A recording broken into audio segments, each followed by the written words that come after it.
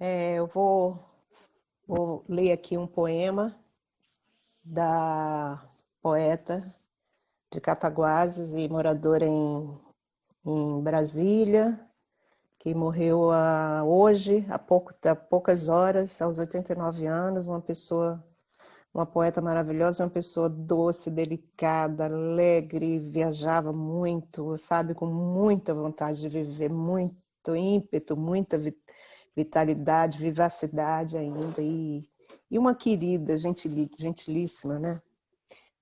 A casa. Voltei o corpo e a saia abre-se em varanda.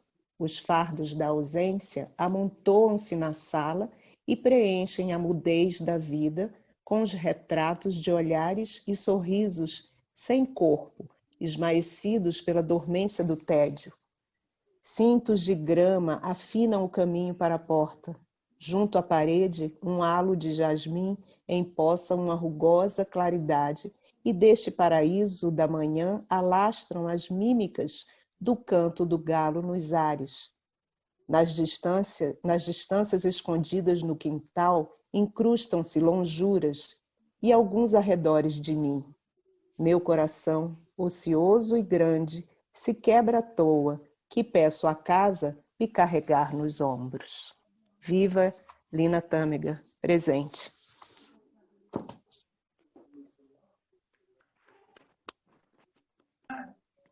Como é que eu entro aqui? Estão me chamando, eu não sei entrar.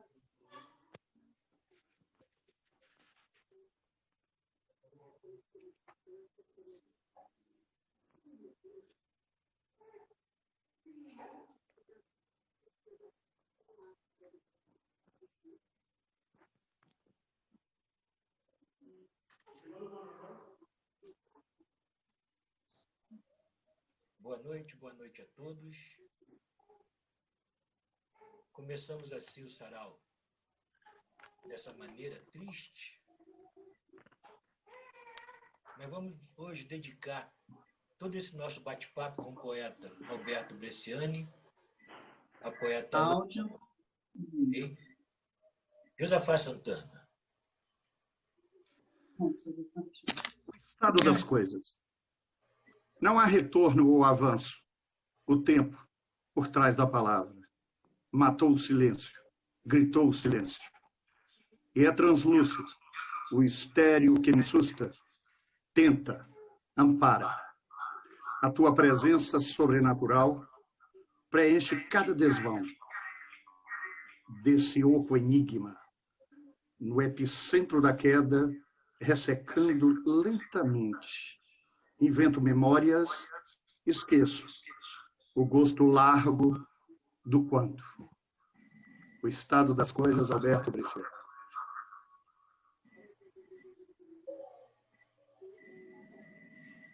Fernando Freire.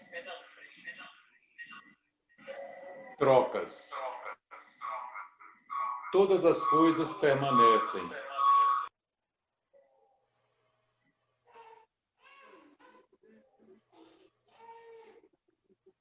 Tá mudo, Fernando. Tá mudo, Fernando.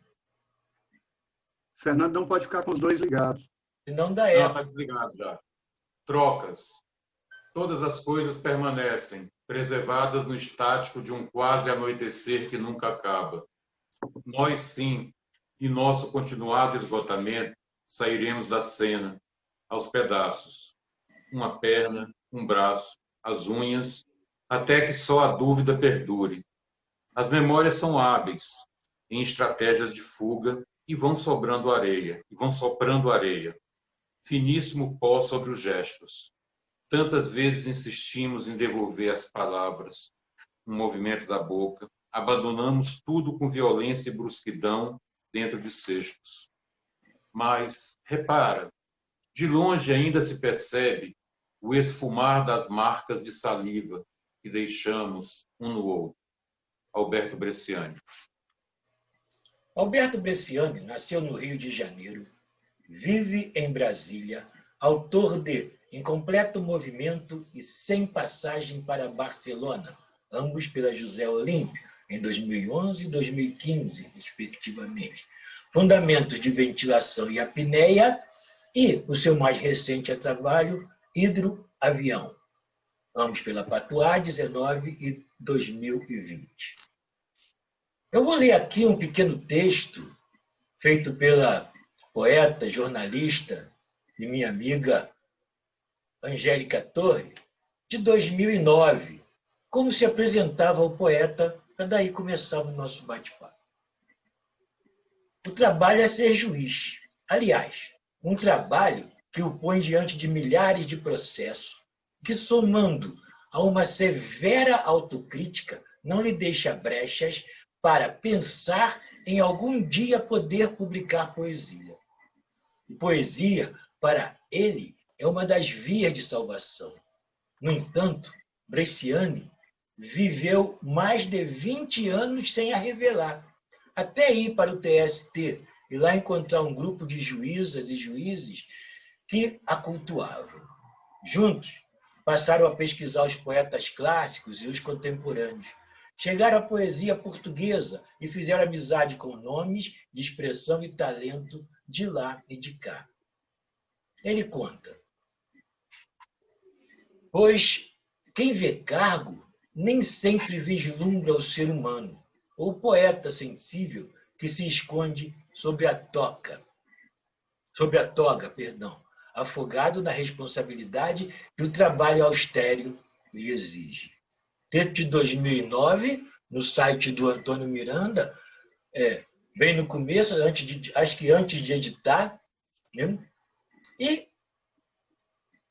para começar a conversa com o poeta Alberto Bresciani, Cíntia Kremlin.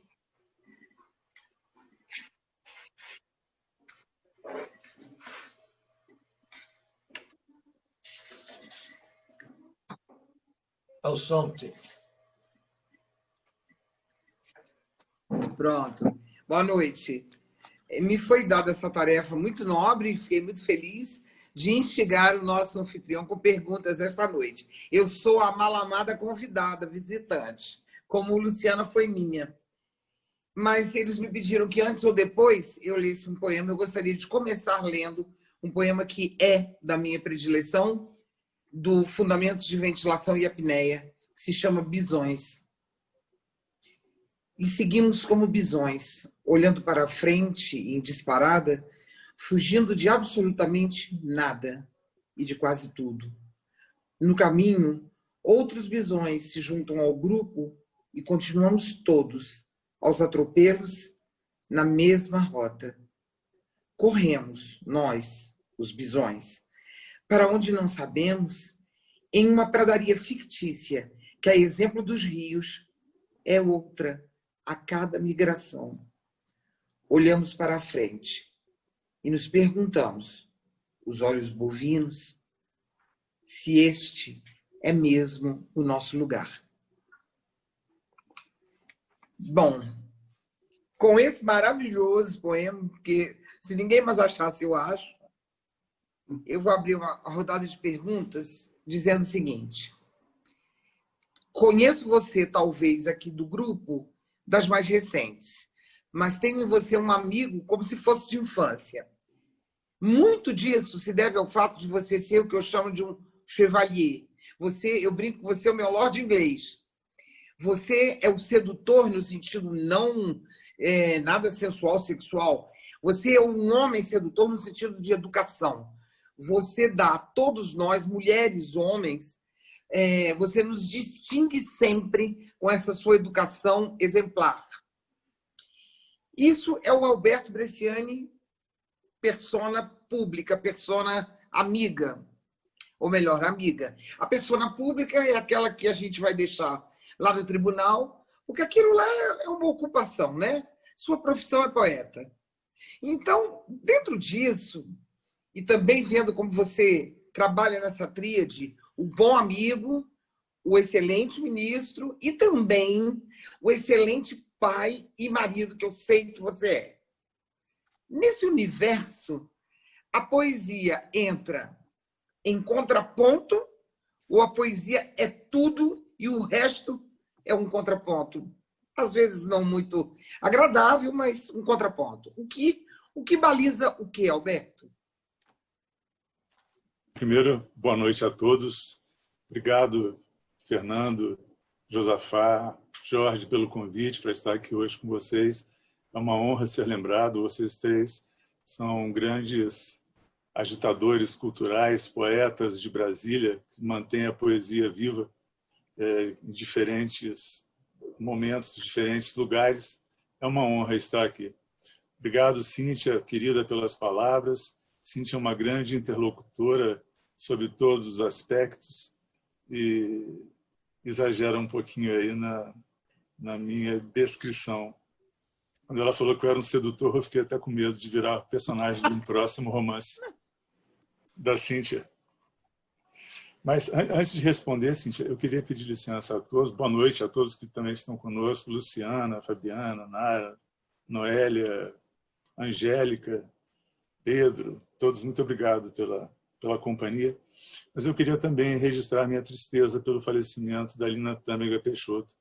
A Lina Tâmega Peixoto nasceu em Cataguases, a cidade onde também nasceu minha mulher, Rita, que eu conheço muito bem, uma cidade de escritores, onde também nasceram Luiz Rufato, Ronaldo Cagiano, Eutânia André, esposa do Ronaldo, também grande contista.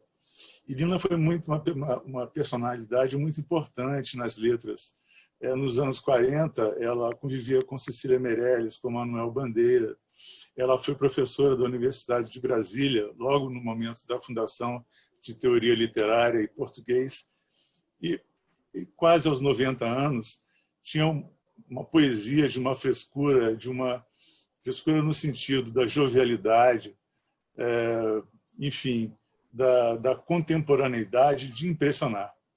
E eu li um poema dela que sempre me impressionou exatamente por isso, por vir de uma pessoa de formação clássica, mas que nunca perdeu a mão da contemporaneidade. O poema se chama Mimetismo e é de prefácio de vida. O amigo me oferece, como mendiga presença, conversas na internet. Tudo fica sem arremesso e úmido tato. O que se escreve com a cepa dos dedos comanda a encantação, do vínculo imaginado à sua forma. Escrevo poemas, inundo de poemas a medula da vida, e confundo o vai-vem da folha branca com laços movimentos de amores. Se estiveres, meu amigo, perto do poema, procura a minha mão. E digo, Lina, estamos todos perto de você, perto do seu poema, procurando a sua mão para sempre. Beijo para você. E com isso, com essa emoção da perda, mas da certeza da permanência de Lina como grande poeta, eu digo a Cíntia, eu penso que poesia é uma forma de habitar a vida. Então,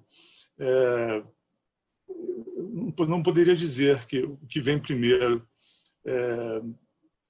se vem o pai, se vem um amigo, se vem, não sei. Não é? A poesia é uma forma líquida. Já estou invado a teoria de Bauman, mas é uma coisa que permeia a vida do poeta.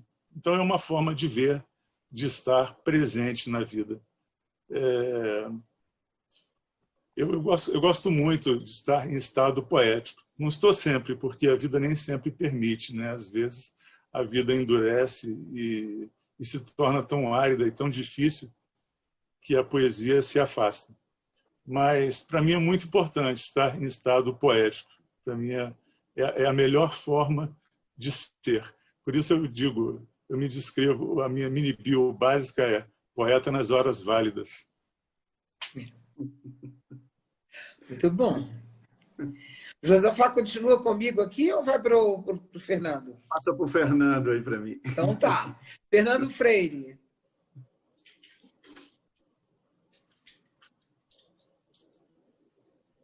Vamos lá. Fernando. O poeta romântico inglês, William, perdoem o meu inglês, que é inexistente. o poeta romântico inglês William Wordsworth escreveu que o legado do poeta para o mundo é, abre aspas, a colheita de um olhar calmo. Né? A colheita de um olhar calmo. Ou seja, a poesia é uma atividade intelectual que demanda contemplação, reflexão diante da realidade. Nós sabemos que, atualmente, o que nós menos temos é tempo para olhar calmamente e muito menos tempo para colher os frutos desse olhar. Né? Até porque o que nós assistimos atualmente é uma supervalorização do instantaneísmo. Justamente isso aí que você falou agora, a questão do mundo líquido do Bauman. Ou seja, tudo tem que ser feito instantaneamente, rapidamente, né? Tudo tem que ser volátil. E o que acontece também que a nossa atenção ela é fragmentada, ela é disputada por 1000 estímulos. A nossa atenção ela é sempre desviada para vários estímulos ao mesmo tempo. Portanto, nós podemos afirmar que o que mais temos atualmente são elementos contrários que não favorecem a existência da poesia. Ou seja, nós vivemos num mundo onde a tônica é a pressa e não a contemplação, e não a reflexão. No entanto, Alberto, a poesia está aí, a poesia permanece. Na tua opinião, a que se deve essa permanência da poesia? Fernando, de fato, nós vivemos tempos curiosos, tempos de não ócio, que nós estamos sempre procurando nos ocuparmos de alguma maneira. Nós estamos sempre com o celular na mão, procurando uma mensagem de WhatsApp, frequentando uma rede social. Nós não nos permitimos o descanso, o ócio, enfim, ou a calma. Não são tempos calmos. Mas essa discussão com relação à permanência, à existência da poesia, ela já vem de anos e séculos, você sabe, né? Porque a gente precisa retornar a Mallarmé lá no século XIX, né? Quando ele falava da crise de verso, não da crise do verso, o que gerou uma discussão muito grande em torno da crise da poesia.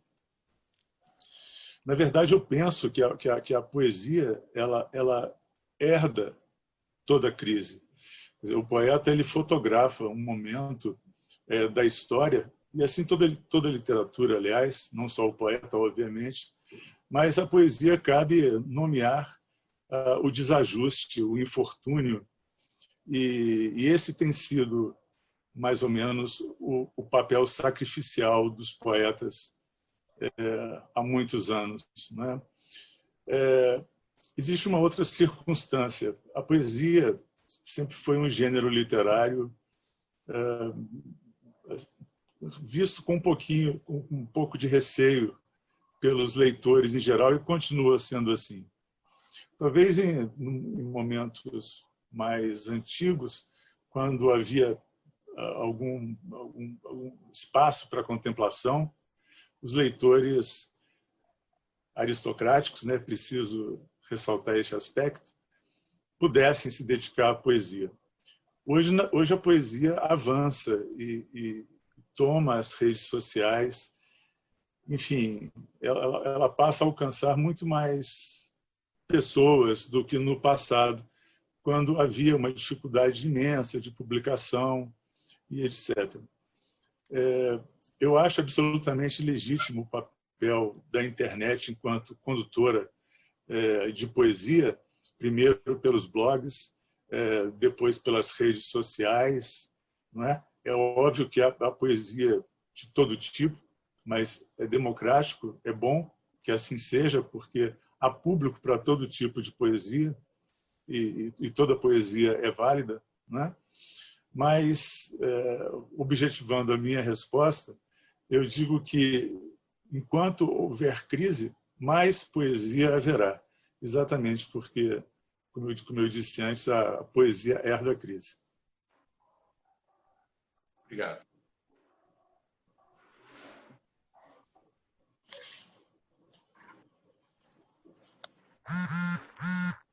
Jorge? Oficial. A multidão de estranhas peles, gravatas, panos turvos. O silêncio é o som possível, o não grito e esses rostos, parados no tempo, nunca mencionaram o descabido de aparecer só coberto de escamas. Oficial, do mais recente trabalho, hidro, avião, pós-faciado. Fabiano. Pós-faciado Fabiana. por Cíntia Kremer. Bem, lendo esse livro, que foi o que eu recebi, por sinal, um presente maravilhoso, né? Eu não só vi o rigor poético, né? Porque eu senti que era um livro que bancava justamente ritmos e imagens. É isso que é a poesia, né? Não há nenhuma preocupação com rima. Toda a base da sua poesia eu senti em ritmos e imagens, né? Metáforas maravilhosas e outras figuras de linguagem também fabulosas, usadas com uma maestria incrível. Eu fico olhando, puxa, e agora? E o trabalho de ministro, ele não pode ter esse tipo de poesia. É o tipo de coisa que você tem, além, apesar da poesia, ter todo aquele trabalho, aquela arquitetura, né? Que aí eu vejo que a sua poesia é bem trabalhada, é bem enxugada, é bem enxuta, né? Não há como dizer, estou lendo um livro de poemas. Eu não encontrei nada aqui que fosse uma prosa poética, né, por exemplo. Biblioteca que eu li 3 vezes, não, isso é prosa. Não é. Ele conseguiu usar os versos, apesar de versos grandes, mas com um ritmo tal que continua se der com rima. Você não tem esse questionamento. Mas como é que separa isso do trabalho que eu vou dizer burocrático, do trabalho do ministro? Como é que o ministro não entra na poesia? Porque você não vê o ministro das poesias. Você consegue separar exatamente o poeta do ministro, né? Porque tem muitos poetas, não só de hoje, como os de tempos, que traz também um pouco do que faz para a sua poesia, né? Você pode até trazer, mas eu, sinceramente, lendo, falando, né, que eu gosto muito de ler em voz alta, eu não senti isso, né? Como é que faz essa separação? Como é que faz? É o poeta que faz? O poeta faz conscientemente ou vem... Como é que faz? Obrigado, Jorge, pelas palavras. Eu fico lisonjeado vindo de você, viu? Isso. Eu procuro não misturar as coisas de fato, não é? Como aquela música, cada um no seu quadrado, o ministro ali, o poeta aqui. Você lê um texto no início da Angélica, que está na raiz desse processo todo, porque, na verdade, a minha vida inteira eu escrevi, gostei de poesia e de literatura, não é? Mas, por anos e por circunstâncias, que não foram ruins, foram boas, eu estive quase que restrito ao trabalho como juiz, quer dizer, eu era juiz de primeiro grau, eu fui desembargador, enfim, a carreira de juiz, né? Mas já escrevia desde muito jovem, desde, sei lá, 14, 15 anos. A minha poesia ela sai da gaveta por culpa também da Angélica, porque eu nunca tive intenção de publicar ou de mostrar a minha poesia, não tinha de fato. E um dia a Angélica montou essa página para o portal do poeta Antônio Miranda, não é? E até me surpreendeu com isso. Eu fiquei muito feliz. e também um pouco assustado. Eu falei, meu Deus, será que isso é coisa que se publique, que se leia? Mas, enfim, eu não creio que a minha poesia, conforme eu a faço, né, que ela ofenda o meu trabalho como juiz ou o que a ética do juiz exige, né? Infelizmente ou infelizmente, não sei, isso uma vez foi dito no julgamento do Supremo Tribunal Federal: o juiz é um cidadão com menos direitos que os demais e com mais obrigações. E a ética da magistratura exige que o magistrado se comporte ou se pronuncie de forma que esses pronunciamentos possam passar da igreja ao bar. Então, isso é uma coisa que existe. Quer dizer, eu nunca precisei me censurar. Eu escrevo exatamente o que eu tenho vontade, da forma que eu gosto, né? E penso, insisto, né? Que acho que isso não ofende o trabalho como magistrado, né? Eu também não levo a poesia para a magistratura. Quer dizer, eu não costumo... Eu sei que tem colegas que fazem isso, mas eu não costumo levar textos poéticos para ler em sessão ou inserir em decisão, porque eu acho que são linguagens completamente diferentes, são espaços diferentes. Quer dizer, uma decisão judicial ela tem que ser clara, exata, e a poesia é exatamente o contrário. Nós navegamos nas metáforas, viva as metáforas, né? Metáforas, como disse outro dia a Cíntia, eu fiquei até preocupado com isso. Ela me disse que eu coloco metáforas dentro das metáforas, não é? Isso parece até uma coisa, colocar o gênio na garrafa. Eu li e concordo com ela. Eu li e concordo com ela. Mas eu tento, enfim, separar as coisas e com tranquilidade. Nunca, não me incomodo de ser um ministro poeta ou de ser um poeta ministro, não sei, as coisas são separadas, né? Eu normalmente eu nem me identifico como ministro, né? Na verdade, eu acho que todo mundo que me conhece sabe bem disso. Isso não tem nenhuma mini-bio, nem nenhuma orelha de livro, né? Quando eu publiquei o Incompleto Movimento, foi o primeiro livro, né? O editor falou: eu gostaria de colocar aqui que você é magistrado. Eu falei: não, pelo amor de Deus, não faça uma coisa dessa, né? Deixa isso separado. Mas, enfim, com relação à questão da magistratura também, uma pessoa que foi muito importante nesse processo de desengavetamento da poesia foi a ministra Rosa Weber, hoje no Supremo. Nós tomamos posse, ela é juíza de carreira, como eu, e nós tomamos posse no Tribunal Superior do Trabalho na mesma época, né? E ela é uma poeta, é uma pessoa muito sensível e muito dedicada às questões sociais, intelectualmente falando, e também poeta e grande conhecedora de literatura. E a Rosa também foi uma grande incentivadora da publicação, né? Ela e a Angélica são as minhas madrinhas literárias. Que ótimo, que ótimo. Muito obrigado, Alberto.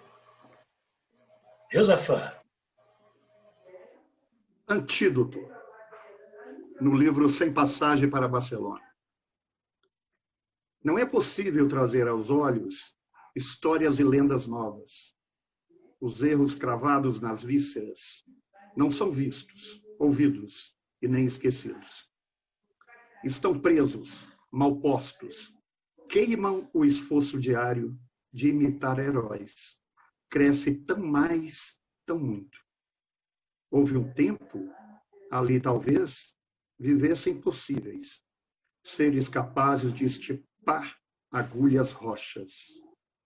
Mas eram insetos, logo extintos pelo efeito concreto final irrefletido de um qualquer papel, de bala, amassado e jogado sem pena ou razão ao fio e fluxo do descompasso, onde ainda estremece, incrédula ainda, a última chance da última vida. Bresciani, Eu tenho uma grande identificação quando estou diante da sua poesia. Eu sempre defendo que escrever será sempre uma indagação. E o que, na realidade, tu escreves, Alberto, é sempre uma experiência poética para ser lida, relida, relida, relida e relida, porque esses dias, até mesmo conversando com alguém, o Theo, que inclusive te mandou um grande abraço, eu falei, Theo, quando eu estou lendo o Alberto Bresciani, além da poesia ser isso, mas eu vejo ele encarnado nisso. É um arriscar acender velas na escuridão e que consegue clarear. E alguém outro ainda me falou hoje, quando eu mandei o convite, que o Alberto é grande. E eu acrescentei, sim. E você sabe por que ele é grande? Porque não precisa subir montanhas para o mundo te ver, ouvir e ler. Mas uma coisa que eu estou sempre indagando diante da sua poesia, e não sei se alguém, de repente, já indagou a respeito disso, eu fico sempre em dúvida, Alberto, se sua poética ela é mais existencial ou vivencial. O que você fala a respeito disso?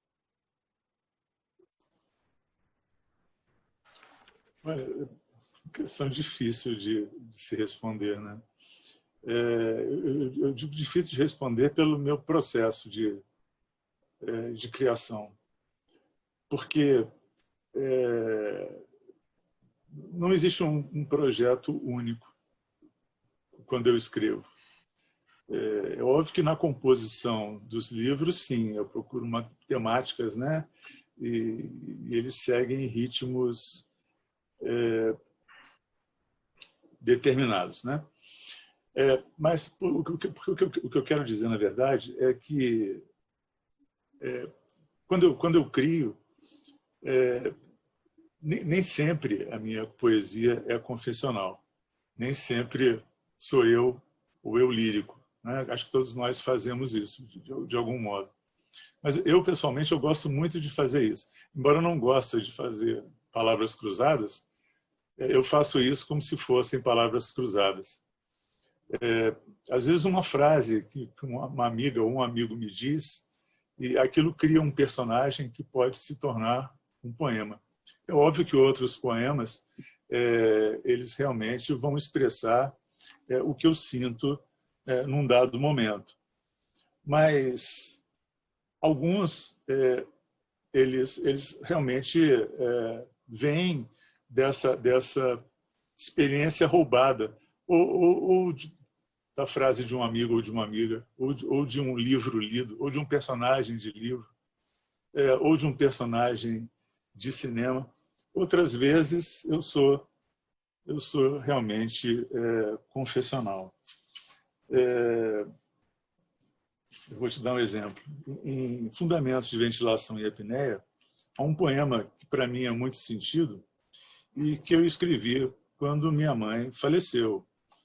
Minha mãe morava distante de mim, morava em Paraíba do Sul. Nossos contatos eram restritos às visitas que ela nos fazia, ou que eu fazia a ela, não é? Mas, especialmente em Fundamentos de Ventilação e Apneia, que eu digo que é o meu bestiário, né? Onde eu faço, na verdade, uma brincadeira entre animais e seres humanos, né? Ora, transferindo o comportamento dos animais para os seres humanos, ora os seres humanos para os animais. Esse não, esse é um poema muito... esse poema sou eu, é um poema vivencial, que eu leio. Passado a limpo. O branco da parede é meu reflexo. E deve ser um tipo de penitência ver-me assim, surpreso, pálido, sem manchas, hematomas, pânico. Sim, estou bem, ainda estou aqui, esperando a mensagem, o som do telefone, o resultado dos exames, os seus. Espero. Não choverá hoje, nada aconteceu comigo. Veja, sou só eu. Esta parede em branco, som nenhum. Notícia alguma sua? Não. Nós nunca pensamos ou acreditamos que ela viria, E estávamos todos aqui no supermercado, na limpeza da casa, ouvindo o pássaro bem alimentado, vivo sobre a amendoeira. Escute, não tenha medo, não guarde os sustos, filhotes de hamster ou gatos. Não, nós nos distraímos e ela veio cedo. O último livro pelo meio, os lençóis limpos, passados aqui nas prateleiras. E então você a seguiu, não deixou carta, não disse nada que desperte o opaco dessa parede em branco. Enfim, esse poema é assinado por Alberto Bresciani, não por nenhum outro personagem. Ou seja, é uma miscelânea do existencial convivencial, já que eu sinto que você é palavra e sentimento também. Muito obrigado, Alberto. Obrigado, Josafá. Eu ainda tenho um pouquinho mais, né, que eu acho. Eu penso que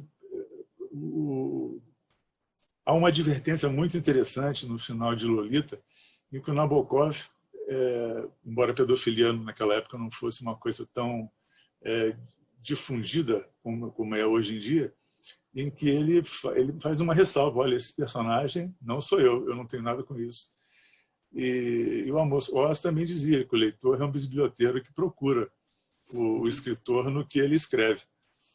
Quer dizer, vai encontrar sempre? Não. E é isso que eu digo. É muito comum, sobretudo na poesia, quando é escrita em primeira pessoa, que as pessoas confundam o que você escreve com você mesmo. Nem sempre é assim. No meu caso, poucas vezes é assim, por aquela razão que eu dei antes.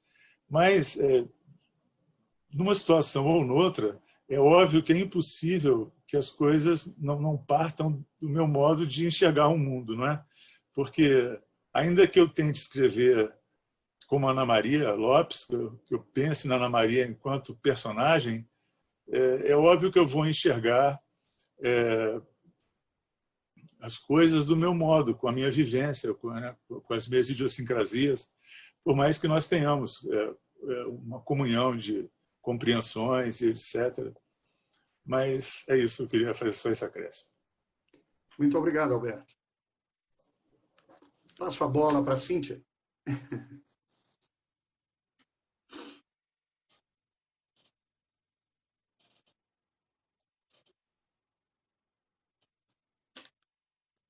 Oi, Cíntia.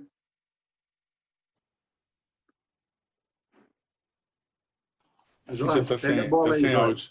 Cíntia está sem áudio. Eu estou rindo porque eu tinha separado ele para ler o Passado Limpo. Pois não. Estava aqui. Aí eu mostrei até na tela na hora, né? E aí eu ri, porque eu falei, bom, eu ia ler e falar exatamente isso, mas eu falei, claro, muito melhor o dono, né? Deixa ele falar. Eu vou ler Girafa, tá? Que é outro que eu gosto demais. A jovem girafa foge no caminho. É cercada pelo bando de leões. Está presa entre acácias e garras. É visível o desespero, medo, a antecipação da desgraça em seus doces olhos negros. Logo, são muitos os ferimentos. Saltam sobre ela os predadores treinados ao abate. A girafa exausta cai. Suas manchas inundam de sangue a savana. Tinha 5 anos quando assisti a um atropelamento. São iguais as cenas. O velho sob o ônibus, suas peras, laranjas, os cabelos brancos do velho e a pele da girafa, vermelhos, mortos na savana asfalto. A girafa morta e o atropelado, agora silenciosos, em esquecimento, revelam o destino de quase tudo. O destino deste poema. Alberto, já lhe perguntaram do confessional, já lhe perguntaram do existencial, vivencial, enfim. É uma das coisas que se destaca, a Ana Maria já disse isso num prefácio teu, todo mundo percebe isso que foi dito também pelo Jorge, pelo Josafá. Você não escreve numa linguagem baixa, chula, nem vulgar, nem... Mas você escreve com palavras que qualquer um entende. Talvez a minha compreensão seja diferente da de A, B e C. Mas você escreve de uma maneira que não tem grandes palavras difíceis que possam complicar a leitura do seu, né, do seu leitor, né? Isso é proposital, porque você quer ser aberto realmente a qualquer público, em qualquer nível intelectual, ou isso vem também do fato de que você acha que para falar da vida é melhor descomplicar? Enfim, esse seu... Porque é muito engraçado, eu queria deixar bem claro isso. Existe um limiar entre você falar com palavras que todos entendam, mas, ao mesmo tempo, quando você lê, é elegante. Não é uma coisa banal. Como é que você consegue isso? É proposital? De onde vem isso? Hoje eu vou distribuir à noite, vão chegar motoboys com caixas de chocolates para várias pessoas, viu? Eu acho assim, eu penso assim, a palavra do poeta é a palavra comum. A língua que o poeta usa é a língua comum. Eu não gosto de textos empolados em poesia. Né? Eu acho que não é enfim, o inusitado da palavra que faz a poesia, mas o atrito de palavras comuns. Né? A vida, de fato, é uma coisa muito complicada e nós não precisamos complicá-la ainda mais. Mas eu penso, eu leio tudo, Cíntia, que cai nas minhas mãos, você sabe disso, e ainda leio o que não cai nas minhas mãos também. Eu gosto muito de ler poetas. Eu disse isso outro dia no programa da Noélia. Eu gosto muito de ler novos poetas de todas as idades, e eu sempre pesquiso aqui, pesquiso ali, e acho poetas maravilhosos, fantásticos, né? E talvez essa leitura, eu acho que o grande aprendizado do poeta é a leitura, me influencie também em termos do modo de escrever. Eu penso que a poesia contemporânea, e isso vale para o mundo todo, é uma poesia coloquial, que usa uma linguagem coloquial. Eu acho até que a poesia, ela, nos tempos mais recentes, ela incorpora muito da crônica, aquilo que eu dizia da herança da crise. Não é? Os poetas têm até algum receio, já falamos sobre isso, né, Cíntia? De passar ao largo do sofrimento do mundo. Né? Então, nisso que herdamos, esta crise que vivemos atualmente, no que herdamos essa crise, nós acabamos a descrevendo quase como cronistas, mas fazendo com poesia. Enfim, seja lá o que for poesia. Mas, sim, o meu projeto eu reescrevo e retiro tudo que me parece muito empolado dos textos. Às vezes aparece alguma coisa que ainda sobeja ali. Por exemplo, se eu escrevesse sobejar, eu retiraria depois. Mas, às vezes, sobra alguma coisa e eu acabo excluindo isso do texto. Né?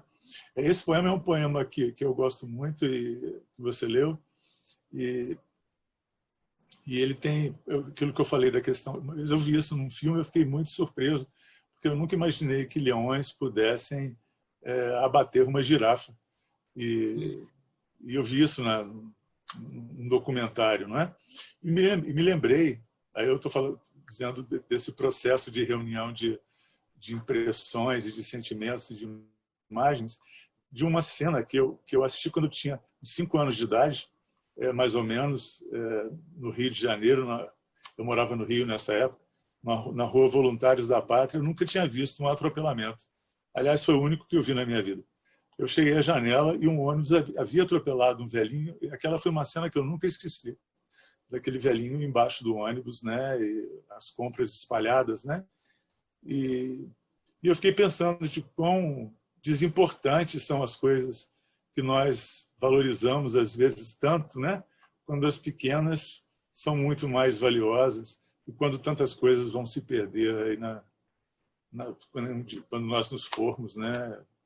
E, enfim, nos apegando a essas coisas que nos parecem tão grandes, nós perdemos as pequenas, como das amizades, a possibilidade da troca de uma palavra boa, enfim, ouvir um poema, ler um livro de Cíntia Krimler, ou de Ana Maria Lopes, ou de Noélia, ou de Josafá, ou do Jorge, né? De Angélica, ler um poema da Luciana, tantas coisas boas.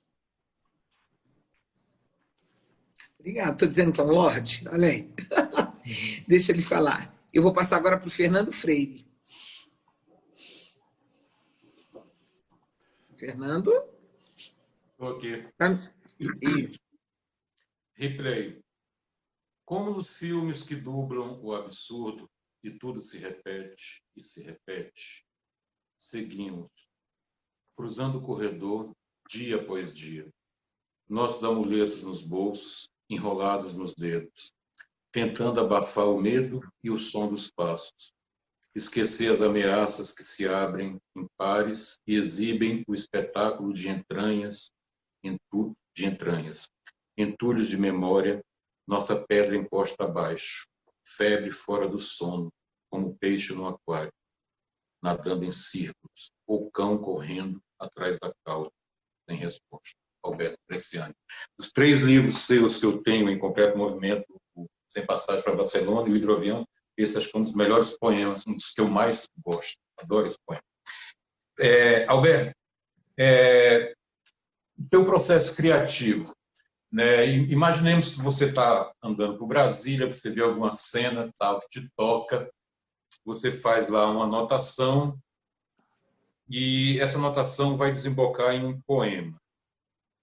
Como é que é teu processo criativo? Você é disciplinado?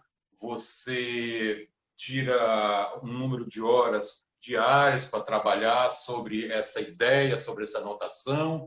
Ou você deixa por conta da inspiração? Como você trabalha? Pois não. Obrigado, Fernando.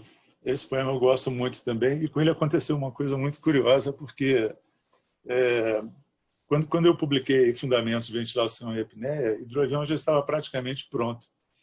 E uma pessoa escreveu sobre fundamentos de ventilação e apneia e colocou no texto o cão correndo atrás da própria cauda. Falei, gente, será que eu coloquei esse poema em fundamentos? Aí eu virei o livro para baixo e para cima e não estava lá, né? E, curiosamente, a pessoa fez uma leitura de um poema de fundamentos usando uma imagem que viria a ser publicada em Hidroavião. Fernando, eu não tenho uma dinâmica de produção, sobretudo nesses tempos pandêmicos, né? Em que eu tenho escrito muito pouco. Eu tenho, na verdade, trabalhado em textos que eu já tinha prontos, né? Um livro que é uma possibilidade, talvez, para o ano que vem, e que fala dessas distopias que nós estamos vivendo. Mas eu escrevo sempre, não sei se outras pessoas fazem isso também, se isso é uma loucura, mas eu escrevo nas notas do celular. Todos os meus poemas eu escrevo no celular. Eu também. Porque quando a ideia vem à minha cabeça, né? O que mais me provoca a escrita é a leitura, né? E eu tinha um hábito, antes de ir para o tribunal, antes de sair de casa, né, de ler um pouco de poesia, porque depois a toga era tão mais pesada, né, que eu perdia um pouquinho o espírito da poesia. Então eu sempre lia muito cedo antes de ir para o trabalho. Hoje em dia, o meu ir para o trabalho, na verdade, é sair do meu quarto e sentar aqui na frente desse computador e começar a vida dos processos, né? E vou longe, né, nisso tudo. Mas é muito interessante. Outro dia me perguntaram como é que surge o poema. Às vezes, meus poemas começam do fim. O verso final, ele prepara os que o precedem, né? Obviamente que outras vezes não, de uma maneira mais normal, eu começo do início, de fato. Mas, normalmente, muitas vezes acontece de ser o fecho do poema o que vem primeiro. E não sei se eu consigo fazer isso, né? Mas hoje em dia é uma grande discussão sobre formas fixas, etc., em relação ao que eu tenho uma opinião muito particular, mas nisso eu tenho que admitir que eu roubo um pouquinho da técnica do soneto, que é deixar para o último verso, né, o grande salto, o grande desfecho, né, do poema. Então, acontece dessa maneira. Agora, depois que eu escrevo o poema, eu modifico 500 vezes. Aliás, quando eu leio um poema já publicado, às vezes, enquanto eu estou lendo, às vezes eu pulo um pedaço, porque eu acho que ele não precisava mais estar ali. E eu outro dia pensava que escrever poesia é saber quando não dizer mais, diferente da prosa, que a gente sempre pode dizer um pouquinho mais querendo, né? Mas eu acho que o poeta ele tem que saber exatamente o momento de parar, né? Não vá além desse ponto. E às vezes a gente vai. Eu gosto muito de trocar ideias com amigos, e aqui Léo está aqui assistindo, lê meus poemas, Noélia lê sempre, Ana Maria, né? E às vezes os meus amigos dizem, olha, é melhor tirar a última estrofe, não sei o quê, e muitas vezes com toda razão. Quer dizer, eu não soube parar no momento exato. Mas isso acontece assim, Fernando. Começa no celular e aí só Deus sabe como termina. Obrigado. Josafá.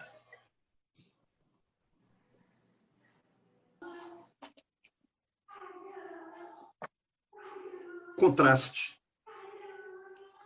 Do fundo ou perto da superfície, pensamentos peixes perguntam: o que ensina o ar? As membranas invejam o voo no alto do outro lado. Querem penas e elas não virão. A mensagem das algas mostra que ao reverso nem toda ave nada. Esquecer, diz areia, até de esquecer e de escolher ressurreições. Essas escolhas são papel de traça, enquanto olhos são de ver o dia como o dia é, submerso para o líquido, alado para as asas. Esse é um poema do Alberto, do livro Sem Passagem para Barcelona. Alberto, pegou nessa mesma carona do Fernando aí, na indagação dele, eu queria te fazer duas perguntas em uma. Ou melhor, fazer uma em duas. O que lhe dá mais prazer no processo de escrita? E qual a sua maior preocupação ao escrever?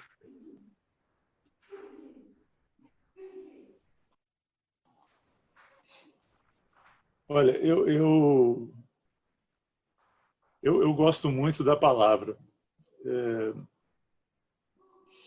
Quando eu tive uma professora de português, eu morei no estado do Rio até os 17 anos. Até os 7 anos eu morei no Rio, depois eu morei em Paraíba do Sul, que é uma cidade do norte fluminense. E eu tinha uma professora que era uma pessoa excepcional para o lugar e para a época. Era muito interessante que, nas aulas sobre análise sintática, ela pegava as palavras, ou ela falava das palavras, um artigo, uma conjunção, um pronome, de uma maneira que parecia que a palavra tinha volume, tinha densidade, e aí ela tomava outro valor, quer dizer, ela nos fazia ver quão grandiosa era a palavra. Tempos depois eu leio Clarice Lispector, desculpa, em A Hora da Estrela, e o narrador, é uma voz masculina, ele diz que escreve porque aprendeu o espírito da língua, de modo que, às vezes, a forma faz o conteúdo. Eu gosto muito da plasticidade do texto. Isso me dá grande prazer. Assim, como eu disse antes, construir como se fosse quase um jogo de palavras cruzadas. Lógico que pensando no conteúdo e tentando transmitir com esse movimento de palavras aquilo que é minha intenção. A intenção, por exemplo, como nesse poema que você leu, da aceitação do que somos, né? E do que temos ao nosso alcance como uma forma até de libertação. Por isso, sempre a ideia do voo, das asas, né? A ideia ascensional nos poemas. Mas é isso. Eu não sei se para todo escritor funciona assim, mas eu sou muito seduzido pelo texto, não só pelo meu, como pelos textos alheios também. Às vezes eu leio umas coisas que eu penso, meu Deus, como é que a pessoa consegue escrever uma coisa tão linda, né? E aquilo me emociona muito, em prosa, em crônica, qualquer gênero de escrita. E eu acho muito bonito. Talvez, eu não sei, eu tenho a literatura num pedestal, num altar, talvez, né? E aí, aproveitando aqui o ensejo, esses dias eu até postei um poema de uma moça que eu não conheço, eu não a conheço pessoalmente, nunca conversei com ela, mas que publicou um livro ano passado que eu achei maravilhoso, que é a Tatiana Pequeno. Ela publicou um livro chamado Onde Estão as Bombas? E eu vou pedir licença para ler um poema dela aqui que me cativa muito. E é um poema, enfim, que tem uma linguagem coloquial, uma linguagem bem simples, mas que trabalha as ideias e as palavras de um modo absolutamente emocionante. O poema se chama Cantilena da Outra Ponta da Praia. O livro é Onde Estão as Bombas, edições Macondo, 2019, Tatiana Pequeno. Cantilena da Outra Ponta da Praia. Meu pai era pequeno, além de Silva. Vendia lâmpadas que acendiam as cidades e voltava para casa sempre ferido pela doença aldólica de cair. As lâmpadas que meu pai vendia nunca iluminaram sua verve lírica. Cantava secretamente pequenas áreas de óperas famosas e devia ao Sagrado Coração de Jesus a sua pele escura. Nem o pouco dos seus olhos eu herdei. Faz mais de 30 anos que ele me guardou todas as conchas da praia de Guabinha e disse, vou escondê-las para você ir encontrando belezas sempre que voltar aqui. Meu pai se esqueceu das marés, o que ele prometeu nunca mais pôde ser visto. Ele desapareceu numa certa manhã chuvosa de janeiro e nunca mais atravessou com facas a porta de nossa casa em bom sucesso. Ele nunca mais colocou os dedos entre os cabelos de minha irmã mais nova ou falou alto o nome de meu irmão mais velho e marinheiro. Ele não pôde daqui sair vivo. Faz mais de 30 anos que coleciono conchas e por mais que o tempo tenha se cumprido, lamento dizer a ele que devo soltar sua mão. Desde um último dia em que pedi, pai, vamos até a outra ponta da praia, vamos esconder conchas, pai. E ele disse, não posso mais, querida, estou adoecido. Venho soltando sua mão há tempos, mas tão vagarosamente, que sinto ainda restos de areia entre os dedos, poeira ou poesia entre nós. Meu pai, faz 30 anos que a sirene se fez inteira, e eu sem as conchas, sem mais a travessa de esconder os objetos pontiagudos de ti sobre os meus braços. A verdade é que me restou um ancinho, poeira de areia entre os dedos, e de meu pai, a pequena voz da loucura, seu canto, que guardo pela gravação das palavras, todas as variadas formas de ir ao portão e vê-lo partindo nu, sem nenhuma concha ou ferramenta justa nas mãos. Faz quase 30 anos que nunca mais. Texto lindo, né? Então, enfim, são palavras simples e postas de uma maneira a emocionar profundamente. Então, eu tenho, de fato, essa sedução da palavra. Ok. Jorge, é com você para terminar esse primeiro bloco.